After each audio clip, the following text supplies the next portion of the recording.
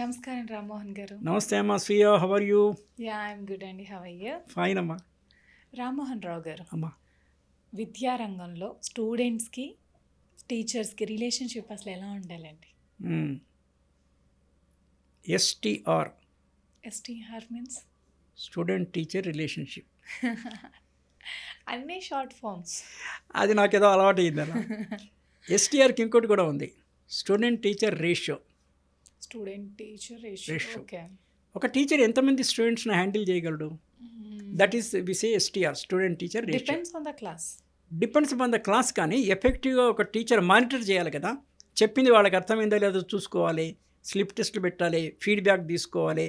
ఇవన్నీ చేయాలంటే మీ ప్రకారంగా what is the 50? It's a big number నా ఉద్దేశంలో. 25 to 30 ఈజ్ యాప్ట్, కానీ ప్రాక్టికల్గా ఉండేది మీరు చెప్పే నెంబరే. 50 ఈవెన్ ఎక్కువ కూడా ఉంటారు, 60 ఉంటారు ఒక్కొక్క సెక్షన్లో. That's not right. అంటే గవర్నమెంట్ గైడ్ లైన్ ఏమంత పర్ఫెక్ట్గా ఉన్నట్టు లేదు. Maximum 20 is the enough of section. 20 maximum enough. 20 మంది ఉంటే అడిగేదే లేదు. It's far better, but it should not exceed 30 at the most. 20-25 is the ideal thing to monitor effectively. అయితే అప్పుడేం కావాలా? You require more teachers. And it is a burden on the private institutes. When it comes to private institutes, government కూడా expenditure అవుతుంది teacher సాలరీస్కి. That is one thing. అప్పుడు మేము చదువుకున్నప్పుడైతే నాకు మా టీచర్కి ఒక మంచి రిలేషన్షిప్ ఉండేది. అసలు ఏదైనా చిన్న తప్పు ఏదైనా జరిగిందంటే పిలిచి మాట్లాడి కరెక్ట్ చేసేవారు. ఇప్పుడు అలా కరెక్ట్ చేస్తున్నా కూడా ఒప్పుకోవట్లేదు కదా, పేరెంట్స్ ఒప్పుకోవట్లేదు, స్టూడెంట్స్ కూడా ఒప్పుకోవట్లేదు. నన్ను ఏదో మీరు అంటున్నారు, నేను ఎందుకు పడాలి, నేను ఫీజు పే చేస్తున్నాను, ఈ ధోరణిలోకి వెళ్ళిపోతున్నారు తల్లిదండ్రులు అండ్ స్టూడెంట్స్ కూడా అదేలా ఉంటున్నారు. వాళ్ళ ఆలోచన ధోరణి మారాలంటే, టీచర్కి స్టూడెంట్కి రిలేషన్ మంచిగా ఉండాలంటే ఏం చేయాలంటారు? ఒకటి, ఫిజికల్ స్ట్రెంగ్త్. మీరు ఇందాక అన్నారు 50 మంది ఉంటున్నారు క్లాస్లో అనేసి. అంతమంది ఉంటే it becomes a little unmanageable for the teacher. Number 1, అంటే మన ఫీడ్బ్యాక్, గ్రిప్, కంట్రోల్ పెట్టుకోవాలంటే. నెంబర్ 2, మేము ఫీజు కడుతున్నాం కదా అంటే ఫీజు కట్టినంత మాత్రాన I don't have to respect or what you call not scold, not speak harsh అన్న పాయింట్ రాదు. కానీ ఎట్ ద సేమ్ టైం హార్ష్గా మాట్లాడాల్సిన పని కూడా లేదు. Student selection process, I'm using another new way. Selection process, మనకి జాబ్కి సెలక్షన్ ప్రాసెస్ ఉంది కదా, అలాగే స్టూడెంట్ సెలెక్ట్ చేసుకున్నప్పుడు మనము మా అమ్మాయిని నేను బాంబేలో ఉండేటప్పుడు 40 years back, there was a interview for me, for my wife along with my daughter. ఒక కాన్వెంట్ స్కూల్లో, it's in the area Vile Parle, Andheri ఆ ఏరియాలో we use to say there. So very difficult to get admission in that school. My daughter got. Anyway, because of the distance factor, we did not admit her. There is a different thing of it. So, అంత strict process ఏమైనా చేస్తున్నారా? ఈ student యోగ్యుడైనా, మన అంటే culture wise యోగ్యత అంటే only చదువు, intelligence is one part, family background, this A socio economic background. ఈ సోషియో ఎకనామిక్ దీని ప్రకారంగా అంటే కూసేగాడిది వచ్చి మేసేగాడిదని చెడగొట్టిందనే మనకు సేయింగ్ ఉంది. ఈ పిల్లవాడిని అడ్మిట్ చేసుకోవడానికి నోబడీ ఇస్ పర్ఫెక్ట్ కదండి, everybody have a defect. That is there. ఆ డిఫెక్ట్ని మనం సరిచేయగలగాలి. యాజ్ అ టీచర్గా ఏం చేయాలి? ఆ డిఫెక్ట్ని సరిచేసి ఉన్నతమైన స్థితిలో పెట్టాలి. అది కరెక్టే. ఎఫెక్టివ్గా ఉండి వాళ్ళని ఎంచుకొని చదువు చెప్తే మిగిలిన వాళ్ళు ఏమైపోతారు? ఆ పాయింట్కి వద్దాము. అక్కడ మీరన్న దానికి student teacher ratio, if it is not there more 20 or 25, that is possible. That is number 1. Number 2, చెడిపోయిన వాడు చెడిపోగా ఉన్నవాళ్ళని కూడా చెడగొట్టే పరిస్థితి కూడా నేను తెచ్చుకోవద్దు కదా.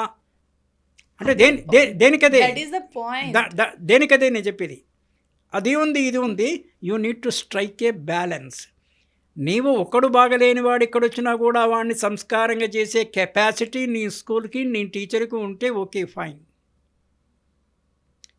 అంత్యనిష్ఠూరం కన్నా ఆదినిష్ఠూరం మేలు అని ప్రావర్స్ నుంచి కూడా మనం చాలా విషయాలు నేర్చుకోవచ్చు కదా. కమింగ్ బ్యాక్, టీచర్ పట్ల స్టూడెంట్కి విధేయత ఉండాలి. పేరెంట్స్ కూడా చెప్పాలి నువ్వు టీచర్కి ఎదురు తిరగొద్దు అనేసి.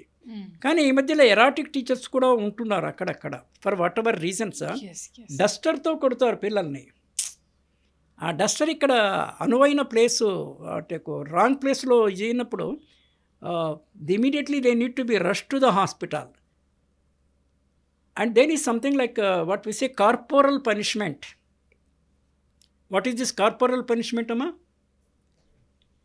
చిన్నపిల్లల్ని కొడితే it is a corporal punishment. స్టూడెంట్స్ని కొడితే that is not permitted in various countries. There are acts. మన దగ్గర కూడా as per government rules the teacher should not hit the student.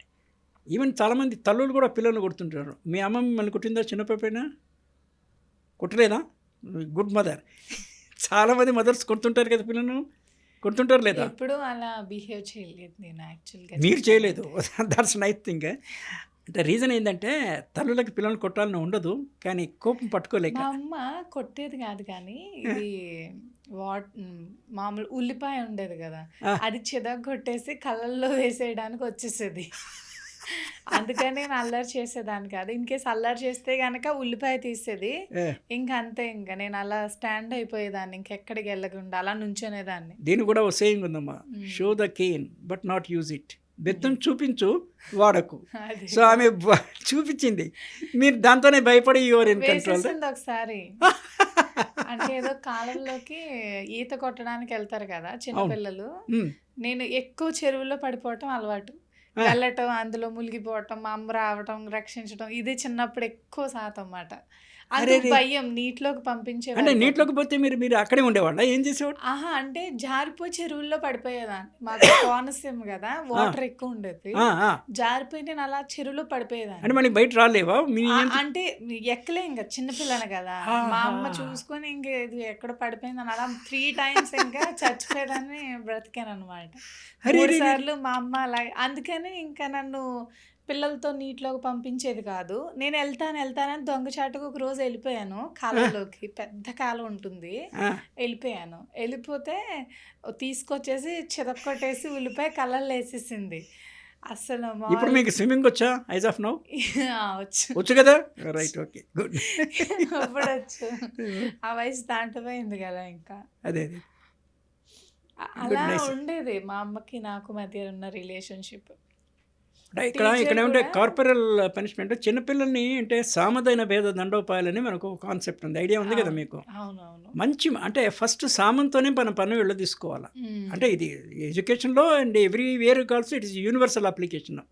మంచి మాటతోని తీగ మాట్లాడి ఇది చేయడము, సామంతోనే చాలా వరకు.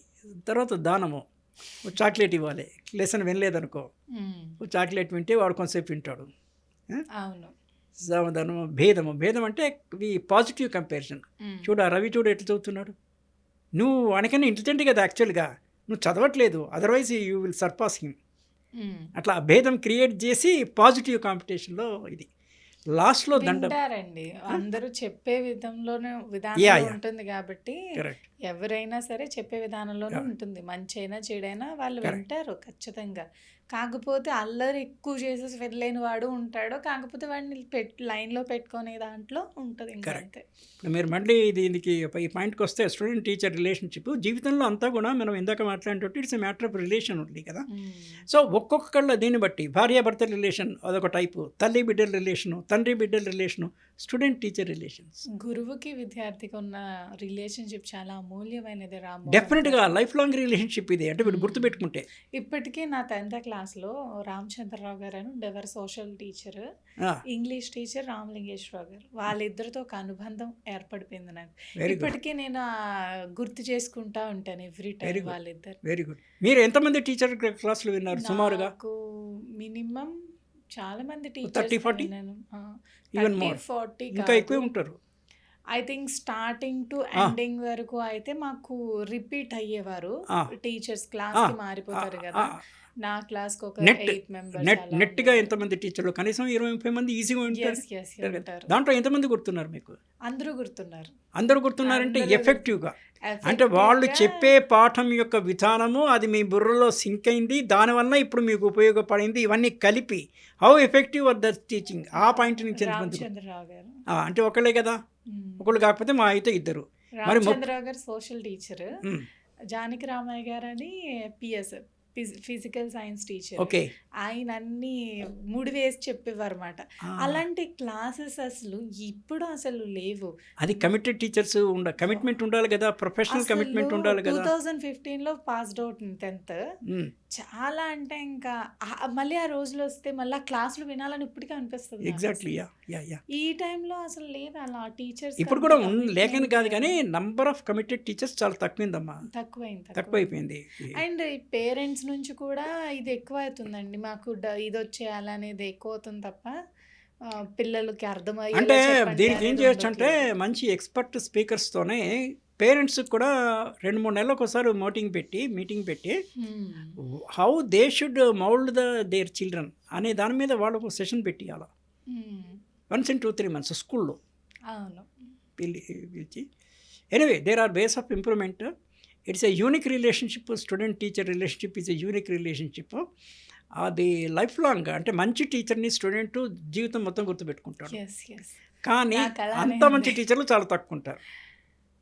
ఆయనకి కోపం ఎక్కువ, కానీ అసలు లెసన్ చెప్పే అంటే మనకి మెమరీ వైజ్గా, ఫిజికల్ మెమరీ వైజ్గా చాలామంది గుర్తుండొచ్చు, కానీ ఇతన్ని గుర్తుపెట్టుకోవాలి అంటే the teaching the way he taught అనేవాళ్ళు తక్కువ ఉంటారు. థ్యాంక్ యూ రామ్మోహన్ గారు. మీరు అసలు టీచర్కి స్టూడెంట్కి ఉన్న రిలేషన్ చెప్తున్నప్పుడు నేను ఇంకా అక్కడికి వెళ్ళిపోయాను, నా స్కూల్ డేస్కి వెళ్ళిపోయాను. Thank you so much for this information. నమస్కారం.